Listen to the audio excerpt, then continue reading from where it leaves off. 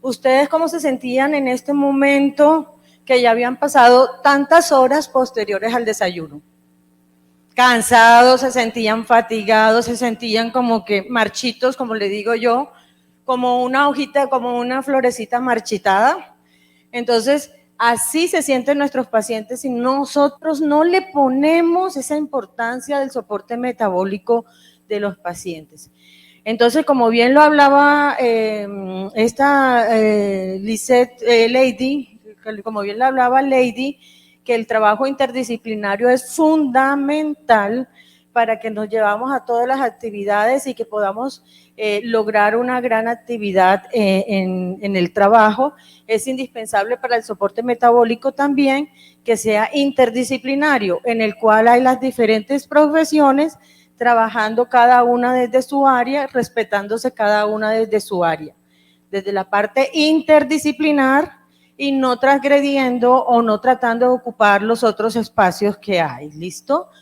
Entonces, ¿qué pasa cuando nosotros nos enfrentamos a un paciente cuidado crítico y vamos a definir cuál es el soporte metabólico de ese paciente? Empezamos con una serie de dudas.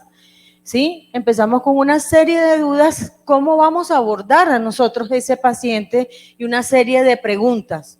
¿Por qué? Porque encontramos este tipo de pacientes acostados en una cama, conectados a una cantidad de tubos por todos lados y con una monitorización continua por todos lados. Entonces, es importante aquí que cuando nosotros detectamos este tipo de pacientes, ¿y mediante qué lo detectamos? Mediante el cribado nutricional que le hacen las nutricionistas en los hospitales, y cuando detectan que tiene un grado medio y alto, es atendido por los grupos de soporte. ¿Para qué? ¿Para qué hacemos esto? Para trazarnos esos objetivos del soporte nutricional. ¿Por qué? Porque nosotros, ¿cómo encontramos a ese paciente? Deficiente en todo. Deficiente en que el paciente no ha podido comer, el paciente no tiene el combustible que ustedes acaban de comer ahora y que se reavivaron, ¿sí o no? La glucosa, ¿cómo lo sentó? Se pusieron más activos, la mente ya coordinó un poco más, hubo más sinapsis y entonces están con mejor escucha. Entonces, ¿qué pasa aquí?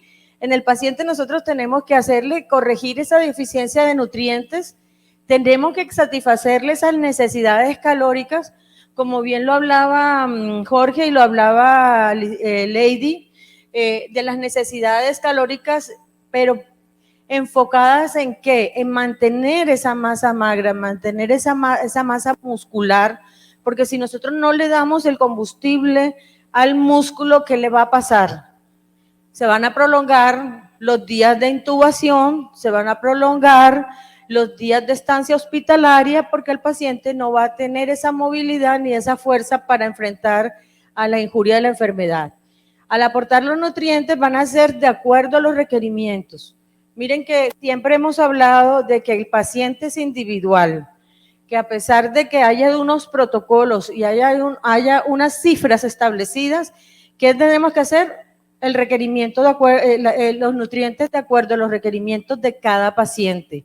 Nosotros no podemos embolsar o encasillar a un paciente y a todos le vamos a dar esta fórmula de nutrición parenteral o de nutrición enteral. Porque ¿qué pasaría?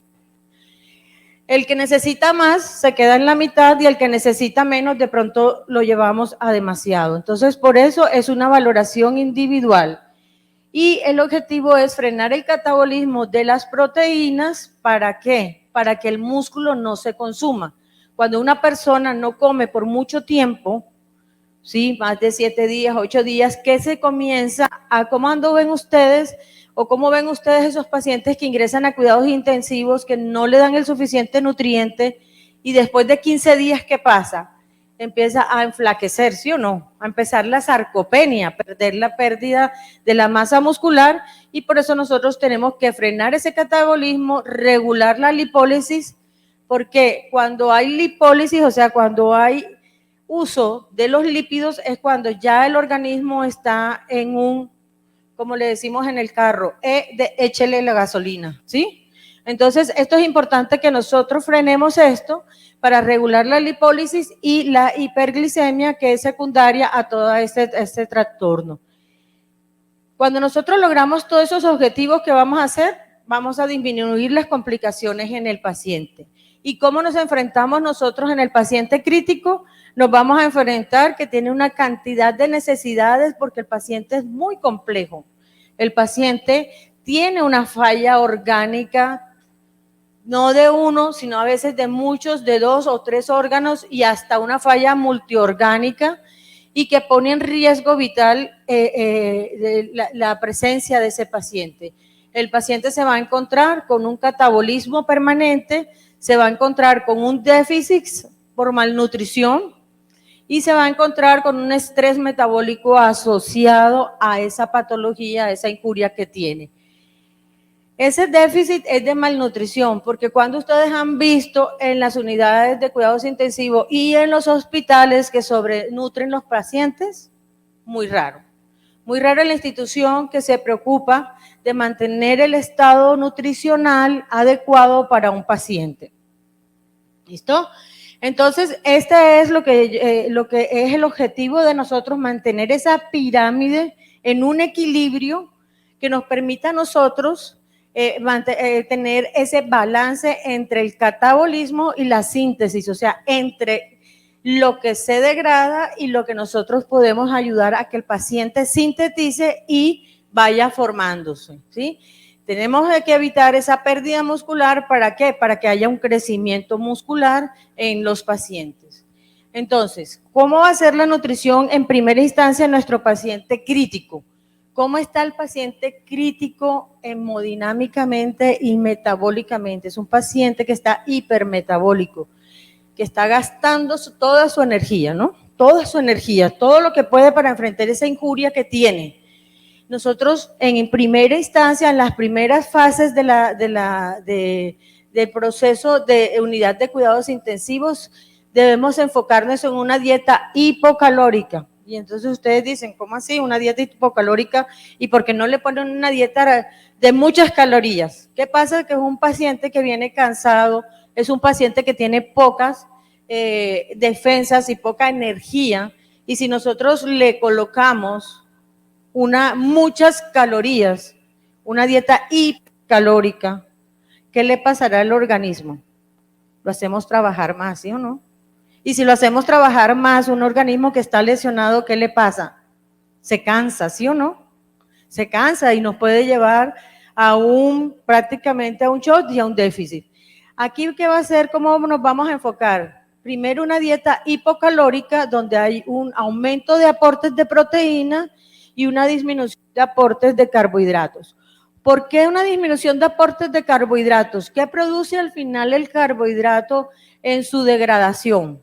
Agua y ¿qué? CO2. Y el CO2, ¿qué pasa si se aumenta el CO2 en un paciente que tiene problemas respiratorios?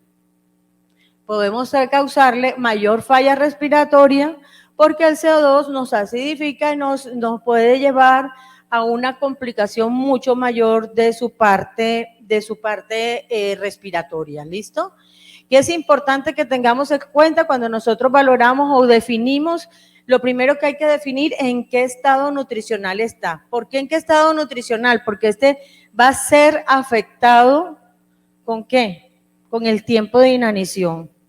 No es lo mismo la persona o el muchacho que es politraumatizado, que pesa 70, 80 o si pesa 80 y mide 1,75, que los paraclínicos están normales y que lo atropellaron ayer y tiene un solo día de inanición, al paciente anciano o el paciente oncológico o el paciente que viene con alguna disfagia, neoplasia acá del tracto gastrointestinal que lleva 15 días sin comer, ¿sí? No es la misma intervención del paciente. Por eso es importante saber qué tiempo de inanición tiene para poder nosotros planear nuestra terapia metabólica y nutricional. La edad y patología, como bien lo decía Lady, que no es lo mismo tratar a una persona de unos años a otras personas de otros años. Entre más avanzado, de pronto es mucho más riesgoso y la patología también, porque si un paciente joven y tiene una de estas que son muy catabólicas, también puede ser un paciente que tengamos que intervenir en forma permanente y adecuada. Número de órganos comprometidos, entre más órganos comprometidos tenga, más nosotros tenemos que apuntar a aumentar esa terapia nutricional. Y las infecciones, ¿sí? Si el paciente está infectado, ¿qué le pasa? El paciente que está infectado está enfermo. Tenemos que darle la suficiente caloría y el suficiente aporte de nutrientes para que él pueda enfrentar esas infecciones y pueda salir adelante con todas las técnicas y todos los tratamientos que se le dan. Y entonces es aquí cuando nosotros nos preguntamos qué es el metabolismo. El metabolismo ese es el conjunto de reacciones químicas que le permiten a las células seguir viviendo y que implican los nutrientes absorbidos. Todas esas reacciones que produce el carbohidrato, que produce la proteína, que producen los lípidos, hasta los mismos electrolitos, son los que nos ayudan a nosotros a mantener un metabolismo y un adecuado funcionamiento del organismo. Entonces, cuando nos enfrentamos y estamos con un paciente críticamente enfermo, ellos pasan por 3 fases principales y estas 3 fases principales son importantes para cuando nosotros iniciamos la terapia nutricional. No es lo mismo en la primera fase del desequilibrio que en la segunda ni en la tercera, porque en la primera el paciente está totalmente comenzando la parte de la lesión, comenzando esa parte de reacción ante la injuria, enfrentándose a esa parte de la intervención ante la injuria. Y eso es lo que ustedes de pronto leen en la literatura que les llama la fase EP. Ahora lo vamos a ver mejor en una gráfica como para que ustedes sepan y vean qué va a tener el paciente. ¿Cuándo está considerada la fase EP? La fase EP está considerada desde las 0 horas hasta las 24 primeras horas. Una fase flow, ¿sí? De las 24 horas o semanas puede pasar. La fase flow es esa fase de meseta en que viene la recuperación del paciente y nosotros allí también es cuando nosotros ajustamos aportes de la nutrición. Y en la fase anabólica, ¿y qué es el anabolismo? Es lo contrario del catabolismo. ¿Y qué es el catabolismo? Lo contrario del anabolismo. ¿Pero qué es el catabolismo? La degradación. Cuando nosotros decimos que algo está catabólico, ¿qué está haciendo? Degradando, comiéndose esa proteína, comiéndose ese CO2, comiéndose esto. Mientras que nosotros llegamos a una fase anabólica es de construcción. Cuando nosotros entramos en esa fase es cuando nosotros ya en esta fase tenemos que haber cumplido nuestra meta proteico-calórica en el paciente para que el paciente pueda construir y pueda seguir construyendo y pueda seguir manteniendo su cuerpo para responder a esa injuria del paciente. Y es por eso que en cada una de las fases, asimismo, se va a plantear la nutrición que tenemos en el paciente. Entonces, este es como para que sea más gráfico, porque a veces, por lo menos yo soy muy visual, entonces a mí cuando yo veo gráficas como que se me queda un poquito más. Entonces, cuando tenemos un paciente en fase ED, ¿cuál era la fase ED? La inicial, ¿sí o no? ¿Hasta qué cuántas horas? Las primeras 24 horas, ¿sí o no? Entonces, ¿cómo vamos a encontrar el paciente? Cuando ustedes se enfrentan a cuidados intensivos, se van a enfrentar que está hipometabólico y que hay una depresión de la vitalidad. El paciente comienza a no tener, ¿sí?, esa misma energía para poder enfrentar. ¿Por qué? Porque está enfrentado a un choque bastante fuerte, está enfrentado a una injuria muy fuerte en el paciente. Empieza la fase flow, donde el paciente está en una fase hiperdinámica en el que ya está respondiendo ante la injuria, ante la lesión, ante la enfermedad. Empieza a haber un hipermetabolismo y es que es lo primero que nosotros nos encontramos cuando el paciente está hipermetabólico. que el paciente comienza a hacer glicemias elevadas, ¿sí o no? Cuando nosotros encontramos que tenemos pacientes hipermetabólicos, los primeros signos y síntomas que se nos graban son la glicemia. Entonces hay retención de agua. ¿Cómo vemos esos pacientes en cuidados intensivos? Edematizados. Es cuando nos decimos, llega la nutricionista y nos dice, no he podido valorar porque el paciente está edematizado. ¿Y por qué está edematizado? Muchos factores. ¿Qué factores es uno de los primeros del edema? ¿Qué hacen cuando hace un paciente en unidad de cuidados intensivos? Reanimación con hídricos, ¿o no?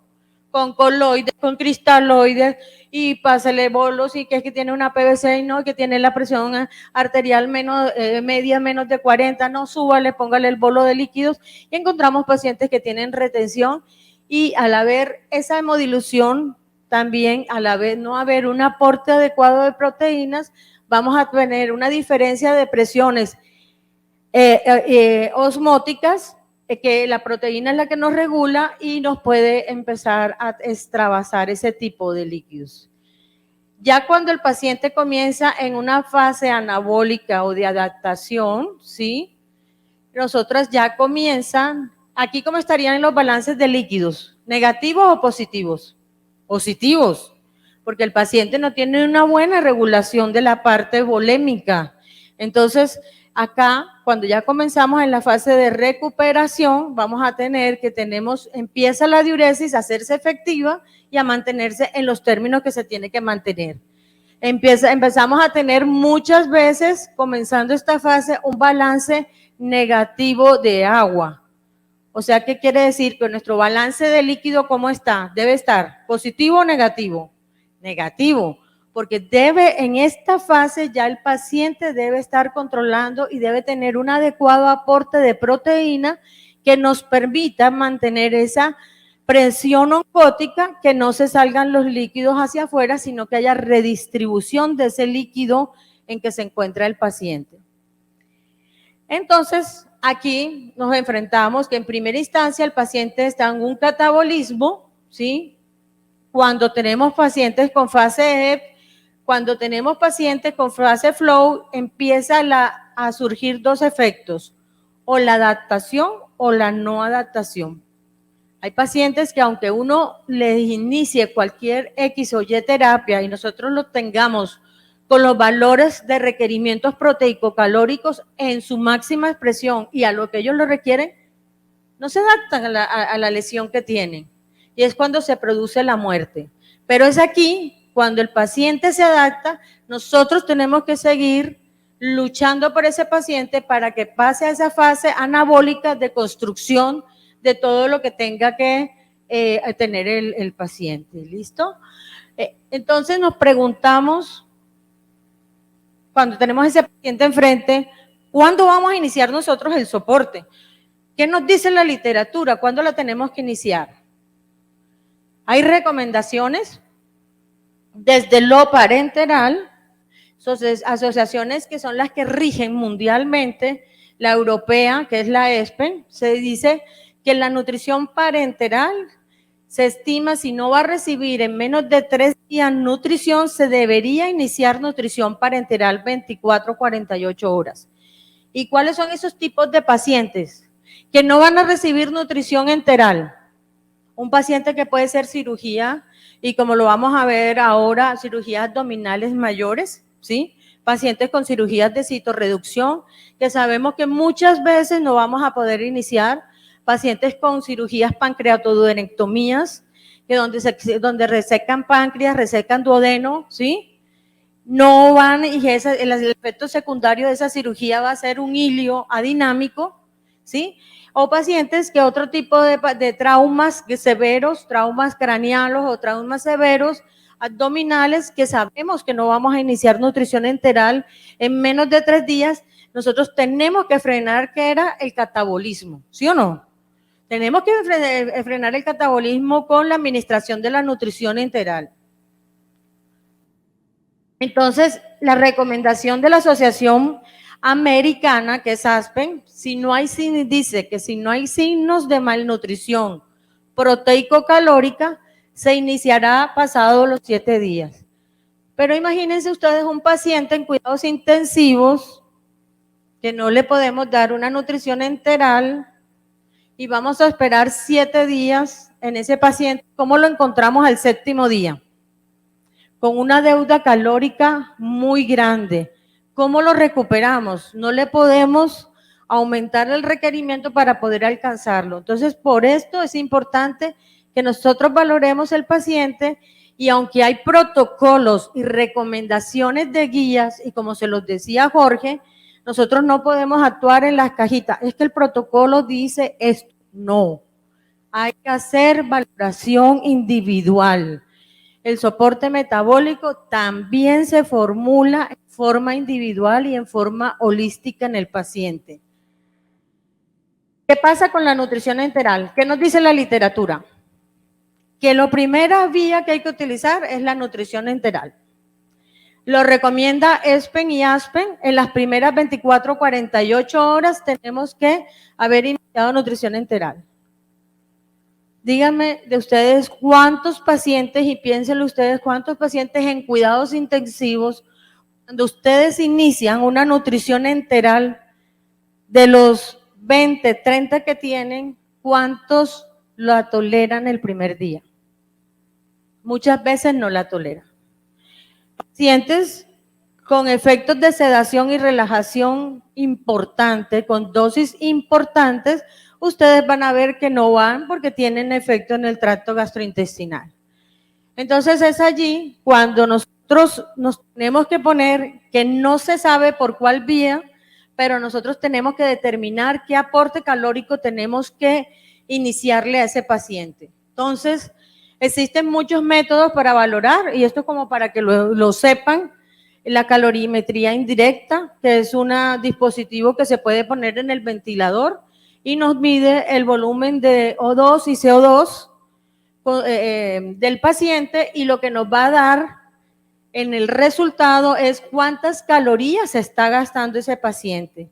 Y de acuerdo al factor respiratorio nos va a dar si el paciente está en un proceso que está utilizando las proteínas, si está utilizando los carbohidratos o si está utilizando ya los lípidos para poder sacar energía para su organismo. Ecuación de Harris-Benedict, que es la que nos da generalmente, es la que se utiliza en todas las instituciones para calcular el gasto energético, y la de Ireton-Jones, que fue diseñada especialmente para pacientes de cuidado crítico y en especial para pacientes obesos. Entonces, cuando tenemos un paciente en estado crítico, esta es más o menos la fórmula ideal para comenzar. Acuérdense que yo les decía que se comienza, pero ¿qué tenemos que hacer? Revaloración. Revaloración diaria del paciente para poder reajustar el tratamiento, ¿sí? No quedarnos con que 200 gramos de proteína y pasaron 3 meses, todavía 200 gramos de proteína. ¿Qué le pasa al paciente si no le revaloramos? Se nos va a desnutrir porque no va a tener energía. Entonces tenemos que revalorar el paciente, ¿sí? Más o menos cuánto le debemos calcular. En ausencia de fórmulas está predeterminado que entre 25 y 30 calorías kilo día por el paciente. Esas 25 las multiplicamos por el peso del paciente y es lo que tenemos que llegar nosotros a cumplir esa meta.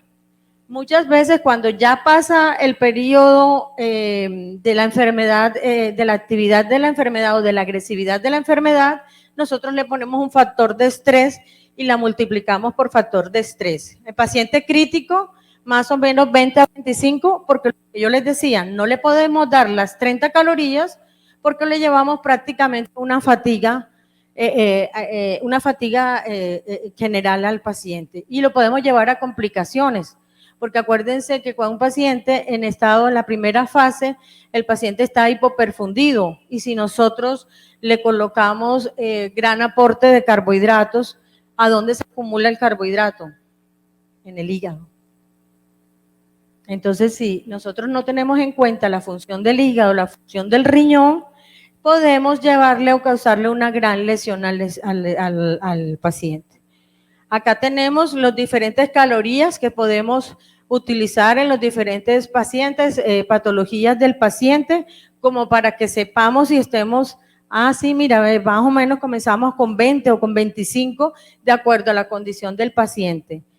Y es aquí donde nosotros intervenimos también como enfermería. Este es nuestro papel importante, nuestro rol de enfermería, ¿sí? ¿Por qué? ¿Qué pasa? ¿Quién es el responsable de la administración de la nutrición? Enfermería. ¿Quién es el que hace la administración de la nutrición? Enfermería. ¿Quién es el que cuida los dispositivos en la administración de la nutrición? Enfermería. Entonces, por eso es un grupo interdisciplinario. Nosotros tenemos la fortuna de tener al doctor Arturo Vergara, que es nuestro jefe del grupo de soporte, y es una persona que siempre trabaja y respeta los campos de cada uno. Y aquí, enfermería es la líder en esto. Él se deja guiar y él es una persona que evalúa, es una persona que respeta el concepto y respeta al personal de enfermería. Entonces, es aquí cuando nosotros nos tenemos que poner a organizar nuestras ideas cuando valoramos el paciente. Porque ¿qué hacemos cuando valoramos el paciente? Obtenemos datos, ¿sí o no? Un montón de datos, que el peso, que la talla, que comió, que no comió, que perdió peso, que si no perdió, que la función renal, que no funcionó, que tenía hemorragia de vías digestivas o no. ¿Qué tenemos que hacer con esa recolección de datos? Primero, la valoración nutricional, y en el cual, con esa valoración, nosotros tenemos un objetivo. Y el objetivo es el objetivo nutricional. ¿Y qué valoramos aquí? El tracto digestivo, si funciona o no funciona. Y si hay posibilidad de un acceso enteral. Hay pacientes que no podemos colocarle una sonda enteral. Actualmente tenemos un paciente que tiene una hemorragia, tiene unas varices esofágicas que están recién listas. ¿Ustedes le colocarían una sonda y con alto riesgo de sangrado le colocarían una sonda enteral? Entonces, ¿qué les decía la literatura anterior? Que hay que utilizar la vía enteral, que es la natural, ¿sí o no? Entonces, en ese aspecto, ¿cuál nutrición tendríamos que elegir en el paciente? Si no le podemos, una parenteral. No podemos dejar al paciente sin aporte proteico-calórico. No lo podemos dejar con demandas o con deudas calóricas. Entonces, es allí cuando se aplican este tipo de algoritmos y es cuando se toman las decisiones en esto, ¿sí? Y entonces nos encontramos y nos enfrentamos que existen diferentes tipos de sondas que depende de dónde ingresen, a dónde lleguen, así se van a llamar. Si ingresan en la nariz, terminan en el estómago, gástricas, nasogástricas, o si es desde el esófago, porque muchas veces hacen ascenso del esófago o abocan el esófago y lo llevan a estómago, esófago gástricas, o hay otro tipo de sondas que son las sondas ya permanentes, que son estas, ¿cuáles son? Las gastrostomías, ¿sí o no? Que pueden ser gastrostomías simples, que llegan ¿a dónde? Al estómago, o gastrostomías con avance a yeyuno, ¿sí? O directamente yeyunostomías. Cuando ustedes escuchan en el hospital o en la clínica, es que la sonda está prepilórica. ¿Dónde queda la sonda? El píloro es el esfínter que está entre el estómago y el duodeno. Entonces, si yo digo prepilórica, ¿dónde está la sonda? En el estómago. No es lo mismo el manejo de una sonda prepilórica al manejo de una sonda postpilórica. ¿Y postpilórica dónde quedaría? En yeyuno, ¿sí? Entonces, si queda en yeyuno, ¿es el mismo reservorio que el estómago? No. ¿Y es la misma función? No. Porque el estómago lo que hace es osmorregular para partir y bajarle la osmolaridad a los alimentos para que el alimento, cuando tenga X osmolaridad, baje, cada alimento tiene su osmolaridad, abra este esfínter y pase hacia el intestino. Entonces, y en el intestino prácticamente se absorben los nutrientes. ¿Listo? Nos encontramos también este tipo de sondas, las gastrostomías, ¿sí? Que pueden ser colocadas por endoscopia, en donde colocan la sonda, o las gastrostomías que pueden ser quirúrgicas, cuando son cirugías que ustedes no, personas que no pueden acceder con el endoscopio, las llevan a cirugía y las colocan, o las gastrostomías abiertas, o estas sondas que ustedes ven que tienen balón, que las llamamos también sondas de recambio. Cuando se coloca esta, se dejan 9 meses y a los 9 meses se debería cambiar y pasar a una sonda de esta, porque es la vida natural del dispositivo que hay que cambiarlo. Pero cuando el paciente empieza a enfermarse del estómago y empieza a ver que el paciente vomita y que entonces que mira que le tomo el residuo gástrico y encuentro que tiene 500, que tiene 600 y el paciente me vomitó, ¿qué está pasando ahí? ¿Qué le está pasando a ese estómago? No está haciendo su función de vaciamiento, ¿sí? Por diferentes factores. En cuidados intensivos, ¿qué factores principales hay? El desequilibrio hidroelectrolítico, ¿sí o no? Si nosotros tenemos un paciente con potasio bajo, ¿qué le pasa a ese estómago? Y a ese hilio, a ese intestino, no va a funcionar. ¿Dónde actúa el potasio? El potasio actúa en todo lo que es la actividad y la parte muscular. Listo, ya casi. Entonces, vamos a encontrar este tipo de sondas que nos van a estar ubicadas en intestino, ¿sí? En el yeyuno, y somos las que llamamos sondas con avance de yeyuno. Va a quedar esta parte en estómago, que el estómago va a quedar a nivel a drenaje y por la vía yeyunal vamos a administrar la nutrición. Entonces vamos a encontrar que de los beneficios, reducción de las complicaciones de las infecciones, va a ser una reducción de la estancia hospitalaria en cuidados intensivos, va a haber una disminución de la movilidad y va a haber beneficios en la mejoría prácticamente hormonal del paciente por toda la parte nutricional que se le está administrando. Pero cuando decimos stop con la nutrición enteral, cuando decimos stop con la nutrición enteral es porque hay un compromiso hemodinámico. ¿Qué nos dicen las guías? No administrar en pacientes que están hemodinámicamente inestables. Cuando hay una perfusión tisular, ¿será que ese paciente que está en hipoperfusión tisular, yo le pongo mi bolo de nutrición, tendrá la suficiente perfusión para que me pueda absorber esa nutrición? No, es cuando vemos los pacientes que ya no los toleran. Tensión arterial menor de 60, y el uso de altas dosis de drogas vasopresoras también nos limitan un poco en lo que es la nutrición. Y iniciar solo cuando hay estabilidad hemodinámica. ¿Listo?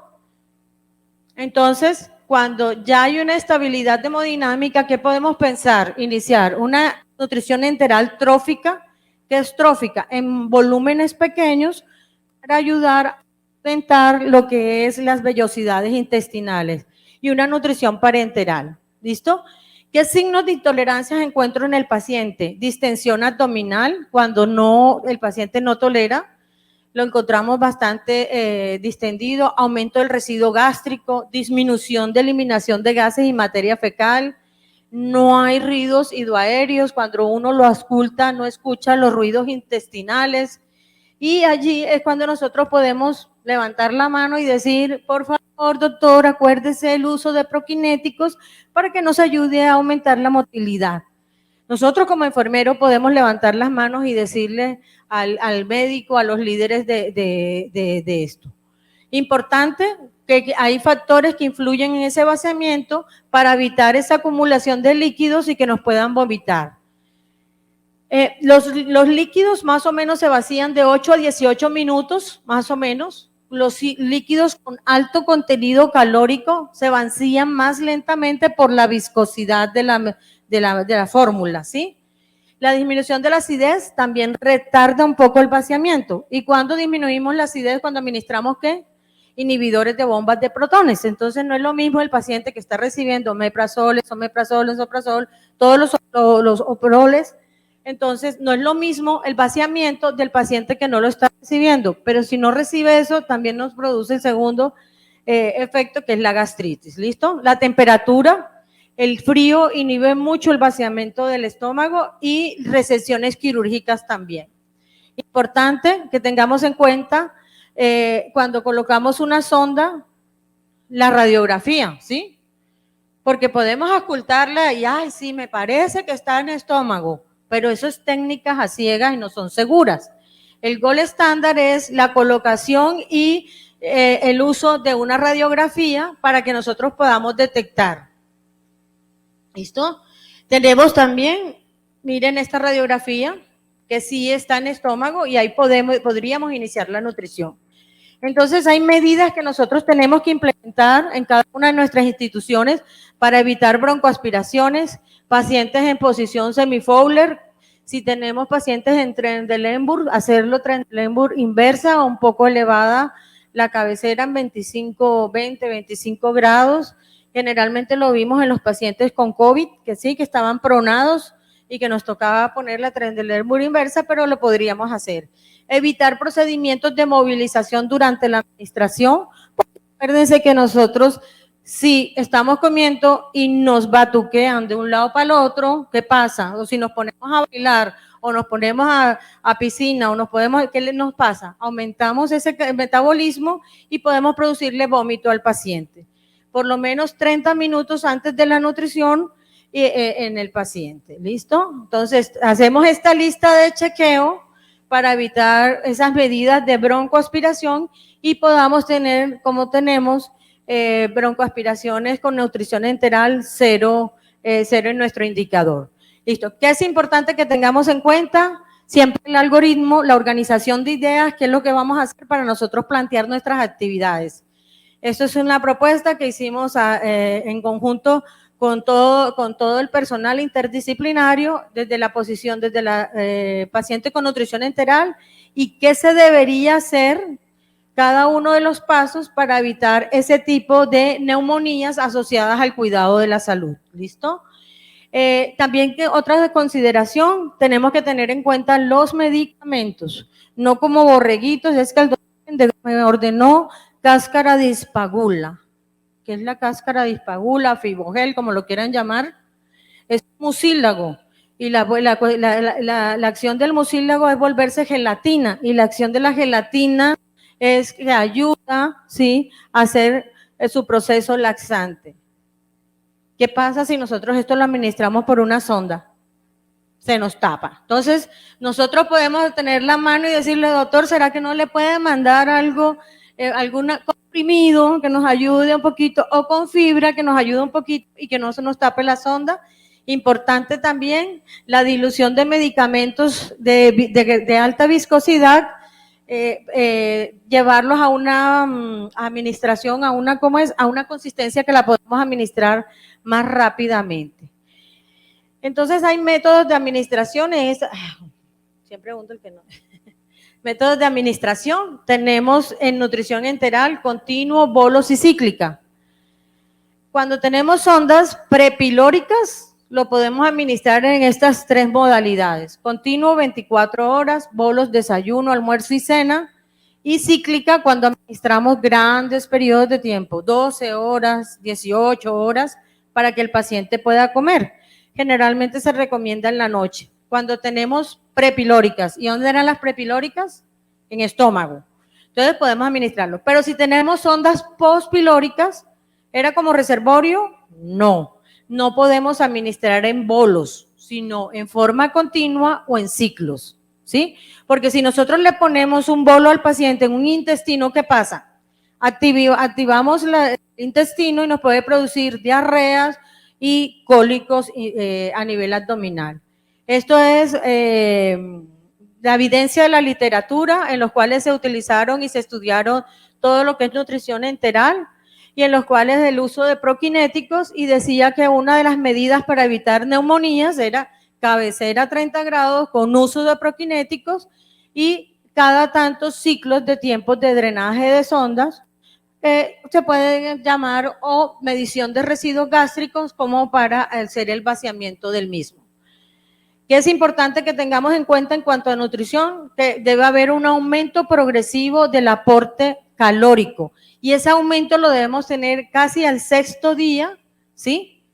Al sexto día, y esto es una comparación que hicimos con lo que planteaban las guías y con lo que hacíamos nosotros como institución.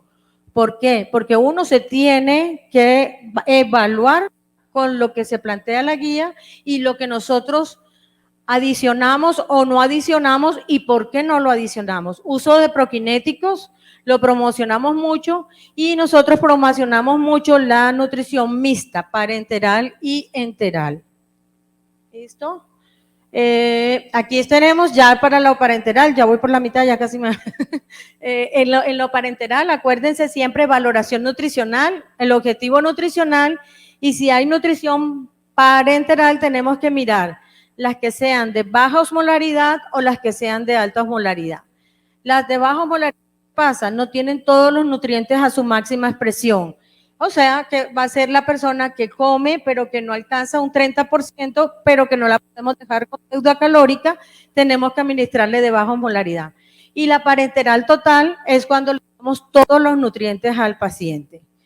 Y así sucesivamente, monitoreo, revaloración, ingesta, la retiramos cuando hay una ingesta más del 75%, y ahí es cuando retiramos y cerramos interconsulta.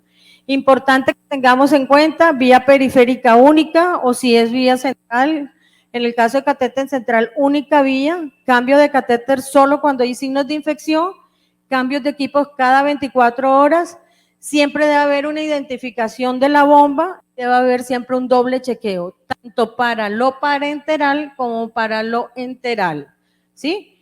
Control y seguimiento diario. Monitoreo, no importa cómo esté el paciente, nosotros debemos hacerle un monitoreo, condiciones de la sonda de nutrición o del dispositivo vascular diariamente, tolerancia del producto y cómo lo valoramos, con una valoración del abdomen, del residuo, si hay diarrea, vómitos, control de líquidos ingeridos y eliminados y control de peso. Manejo en cuanto a la nutrición, valoración nutricional con los resultados del laboratorio. Yo tengo que saber interpretar esos laboratorios. Yo tengo que saber que si mi paciente está con bajo potasio, yo decirle, doctor, mire, está con bajo potasio o bajo magnesio. ¿Qué pasaba si estaba con bajo magnesio? ¿Qué efecto secundario era? Una torsión de punta. Y una torsión de punta en un paciente no se recupera, muere. Entonces, esto nosotros como enfermeras, y no es que seamos pseudomédicos, nosotros estamos tratando al paciente. Reevaluación y planificación diaria, un adecuado registro, mire que quedó perfecto, bolsa número tal, con bomba de infusión, se le explica a la paciente, refiere a entender, ¿sí?